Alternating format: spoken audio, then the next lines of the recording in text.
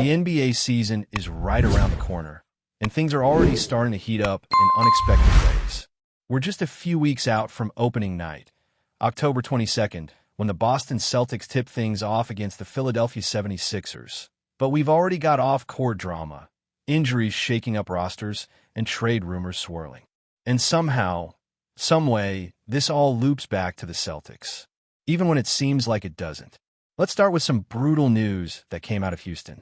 Fred VanVleet, the veteran point guard and vocal leader for the Rockets, tore his ACL during a preseason team-building trip in the Bahamas. Now look, whether you think VanVleet is still in his prime or not, whether you think his best days are behind him, one thing is clear. He mattered. A lot. He was the steady hand in a young locker room, the adult in the room for a team loaded with high-flying talent but very little structure. And for a team like Houston that's trying to turn the corner and stop being a rebuilding project, losing your point guard right before the season even starts is a gut punch. You could see what they were trying to build. Remember what Doc Rivers and Kevin Garnett did with the Celtics back in the Ubuntu days? They took that squad overseas, built some chemistry, and came into the season already locked in. That's what Houston was trying to replicate. They were doing everything right. But this VanVleet injury changes everything, and not just for Houston. Because here's the deal. The Rockets are thin at guard. Very thin. VanVleet is out for the season, and that leaves them with... who exactly? Reed Sheppard? A talented young guard, sure, but barely played in his rookie year. And we know how Coach Ime Udoka rolls. If you don't play defense, you don't play, period. That was Sheppard's knock coming into the league. Now he might be thrown into the fire whether he's ready or not. Then you've got Aaron Holiday, who, let's be honest, is more of a backup option than a full-time solution. There's no Drew Holiday here. No Justin Holiday. Just Aaron, the last Holiday brother, still hanging around the league. Houston might try some experimental stuff, throwing Amen Thompson into more of a lead ball handler role, maybe letting him run the offense from the one spot. And yeah, Thompson showed some flashes late last season and in the playoffs. He's a freak athlete. He's long, he can pass, and if he's improved even a little bit as a shooter, maybe you live with it. But relying on him as your primary initiator, night in and night out, that's a lot to ask. And sure, they've got Kevin Durant now. That helps.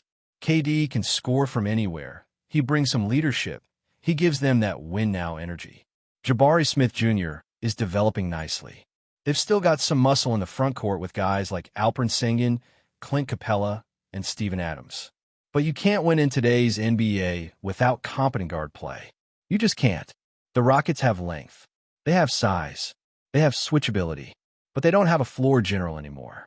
And even worse, they're stuck financially, hard-capped over the first apron, which means they can't make a significant move until December 15th.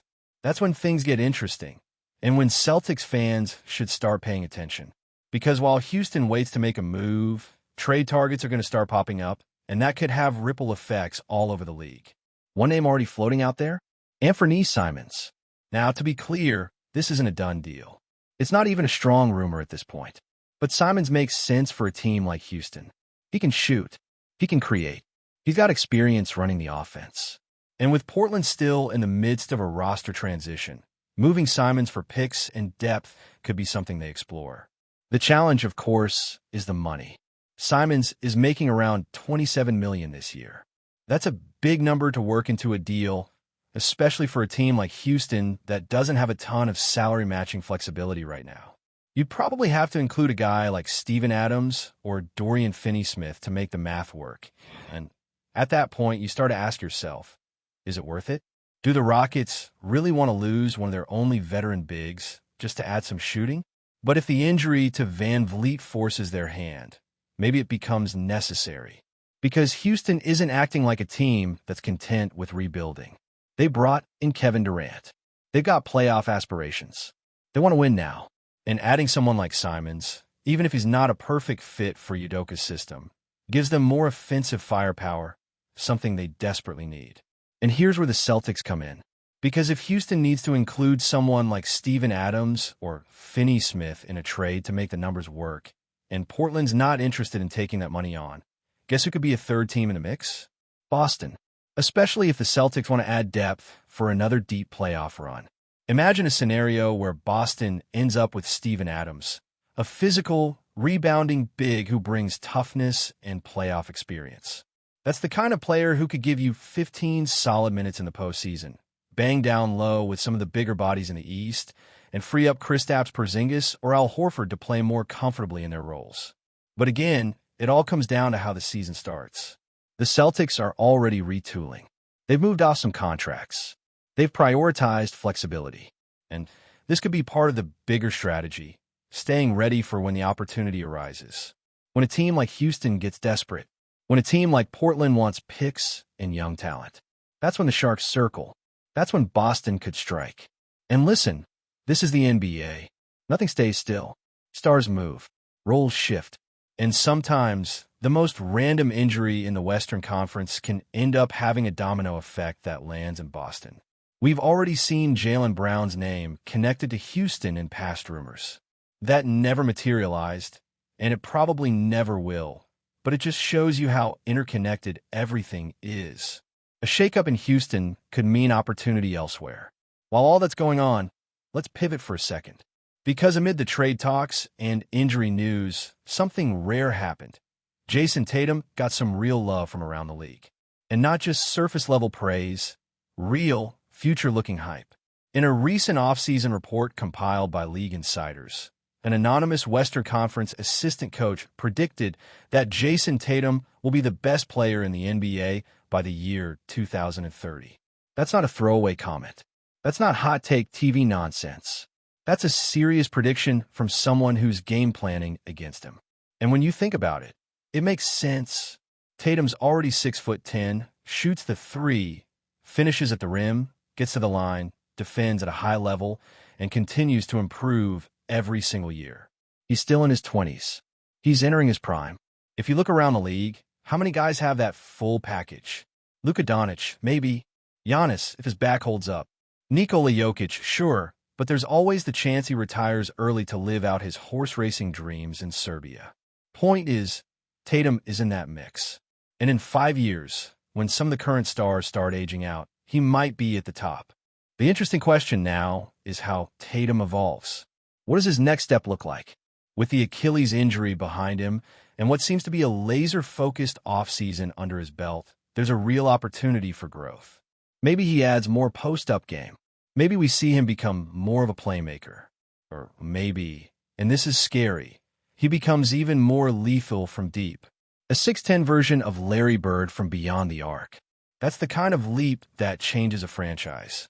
And look, the Celtics need him to take that leap. They've reshaped the roster. They've got new faces, new contracts, new expectations. And as the East starts to open up, this is the window. This is the time. If Tatum is going to become the guy, it starts now. Not in 5 years.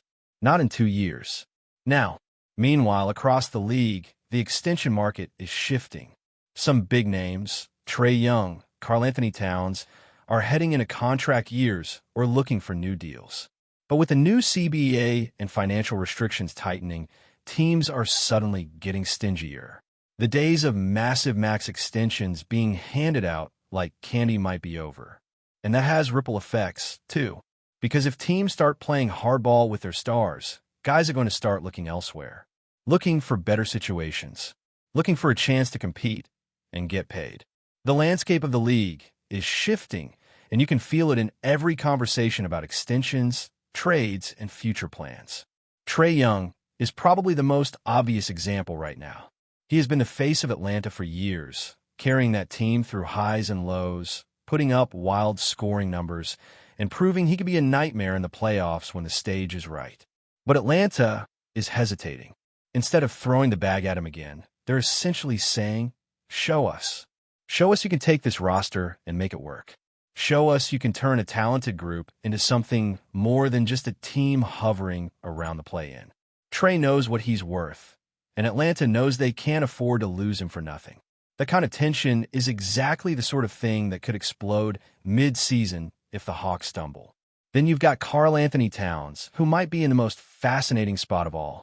Minnesota has invested heavily in Rudy Gobert and Anthony Edwards, and it's clear Ant is the franchise cornerstone. That leaves Towns in a weird position because he's a star, he's paid like a star, but he's not the star. If the Timberwolves plateau again, it's easy to see him being labeled the odd man out. And here's where the Knicks enter the chat. New York has been pushing chips into the middle of the table for years, slowly building with Jalen Brunson, Mikal Bridges, OG Anunoby, and a tough defense-first identity. But if they crash out early again, even after winning 50-plus games, the pressure will skyrocket. Towns has always felt like a potential Madison Square Garden type of player, someone who could bring that stretch five offensive punch they've lacked. If he becomes available, you can bet the Knicks will at least explore it. But that's the bigger picture around the league. What does it mean for Boston? Well, this is why Brad Stevens and company have been cutting salaries, restructuring the roster, and giving themselves room to maneuver. They know opportunities are coming. They know stars are going to get restless, that franchises are going to make mistakes, and that big names might suddenly hit the market. Being patient and flexible is the whole strategy. And it lines up perfectly with where the Celtics are, in championship contention now, but also positioned to be opportunistic if another superstar becomes available. Lauri Markkanen is another name to keep an eye on. Utah has done a good job stockpiling picks, building quietly, and staying competitive without ever fully committing to a direction. But reports keep suggesting that this might be the season they finally move him. If that happens, Boston has the assets and the flexibility to at least enter the conversation. Imagine a lineup where Markkanen stretches the floor alongside Tatum and Porzingis, giving the Celtics three massive shooters who can all score from deep, put the ball on the floor, and punish mismatches. That's not just dangerous, that's borderline unfair. And then there are the Lakers, who are always going to be in the mix for something big. Rumors about Austin Reeves and Rui Hachimura being potential trade chips keep popping up, and until LeBron finally decides to call it quits, you know Los Angeles is going to chase every possible upgrade. Kevin Durant is still sitting there too, and signed to an extension, waiting to see how things play out in Houston. If that goes sideways, it's impossible not to think about him eventually getting restless again. And once KD gets restless, the whole league feels it. The new collective bargaining agreement has really complicated how these moves get made, though. Teams aren't just worried about luxury tax anymore. The apron penalties are severe. Flexibility is gold. And while some franchises are scrambling, Boston has been preparing. That's why moving off certain veterans made sense, even if it stung in the moment. You can't lock yourself into an inflexible roster if you want to be in the mix for stars. You have to be able to pounce when the moment comes. But before we continue, please remember to subscribe to the channel and give the video a like. Your support helps us keep bringing you the latest news about the Boston Celtics. Feel free to share your thoughts on the news in the comments as well. In what is already being whispered as the most audacious move of the NBA offseason, the New York Knicks may have just pulled off a shocking heist, stealing Boston Celtics superstar Jason Tatum right from under the noses of the league's elite teams. Reports are still swirling, and sources remain tight-lipped, but the buzz started in the early hours of the morning, when New York's front office allegedly made a bold play that could reshape the Eastern Conference forever. For months, speculation around Tatum's future has dominated headlines. While rumors of tension in Boston circulated, few could have imagined the Knicks would be bold enough to land a player of Tatum's caliber. Insiders suggest that New York, hungry for a true franchise-defining star, orchestrated a trade package that left the Celtics stunned and fans in disbelief. Details are scarce, but whispers indicate a mix of young talent, draft picks, and cash considerations may have been involved. The reaction from fans has been instantaneous. Social media is alight with disbelief and excitement, some calling it a masterstroke by the Knicks, others predicting a dramatic shakeup in the league's power balance. Analysts are scrambling to calculate how Tatum's arrival could transform New York's roster, pairing his scoring prowess with the team's already promising core.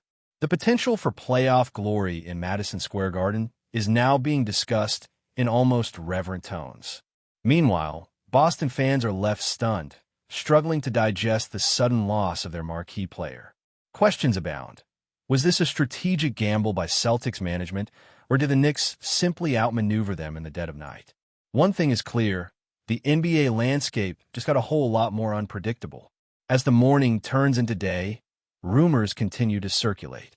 Is this the beginning of a Knicks dynasty, or just a fleeting frenzy? Only time will tell, but for now, the whispers of Madison Square Garden echo loudly. The Knicks have shaken the league, and Jason Tatum might just be their crown jewel. That's it for this update. If you enjoyed the video and want to keep receiving exclusive news about the Boston Celtics, please subscribe to our channel and give the video a like. We always appreciate your comments and opinions. See you in the next video.